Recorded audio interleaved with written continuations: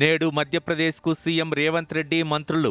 సంవిధాన్ బచావో ర్యాలీలో పాల్గొనున్న కాంగ్రెస్ నేతలు. రాష్ట్రంలో నేటి నుంచి మున్సిపాలిటీలు, కార్పొరేషన్లో ప్రత్యేక అధికారుల పాలన. తదుపరి నోటిఫికేషన్ వచ్చే వరకు ఉత్తర్వులు అమల్లో ఉంటాయన్న ప్రభుత్వం. దేశవ్యాప్తంగా ఘనంగా జరిగిన గణతంత్ర దినోత్సవ వేడుకలు. వాడవాడలా రెపరెపలాడిన మువ్వన్నెల జెండా.